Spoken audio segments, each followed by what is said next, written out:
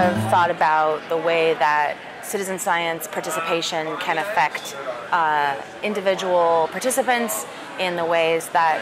in terms of their scientific literacy, in terms of their environmental stewardship, in terms of their social interactions with other people. And so all those impacts on individuals in an area where they're perhaps doing conservation-based or public health-based citizen science type projects could potentially lead to sort of community level impacts where the actual ecological landscape is affected because conservation actions are taking place due to this work, and also maybe social institutions or the social impacts, the social systems are impacted by the participation of all this collective problem solving and collective action depending on the projects. So those two things intertwined end up potentially meaning that lots of public participation in scientific research in an area could impact both the social system and the ecological system. I mean, it's interesting because we've been hearing a lot of different kinds of talks today. This PPSR model sort of covers a wide area, and everything from protein folding to social justice, public health, environmental justice topics. And so sort of making the claim that all of this is going to have this massive community impact is that's not what I'm saying. But to say that in a lot of cases, conservation and environmental and social sort of research,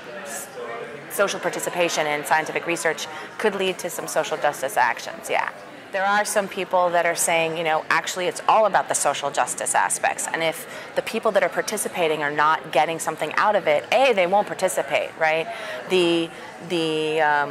gamification kinds of citizen science programs that have people folding proteins or classifying galaxies, they're getting something out of it, and so we have to be even thinking about, in those cases as well as the like environmental justice cases, what is motivating people, how are people benefiting from participating in it, because it's volunteer, you know, it's volunteer, so they don't have to,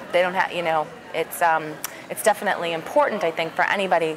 a scientist working towards important scientific data collection to think about what the participants are getting out of it and what motivates them, as well as how it might be serving maybe not a greater purpose, but another purpose in addition to the scientific research. And how's that conversation going with traditional scientists?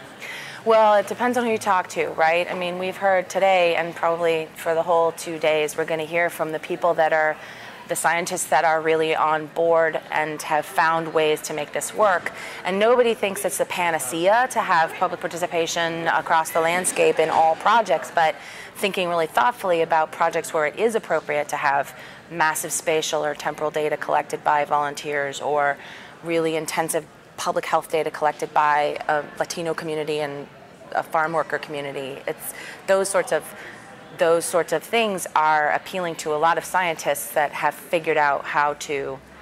navigate that rigor of data and relevance of question for the community. But there's a lot of scientists that are really concerned about data quality, quality assurance and control, but there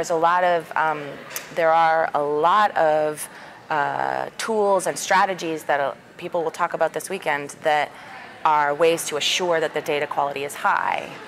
in these programs. So I think it's just a question of making sure that the research question is appropriate for the kind of volunteer participation you're talking about.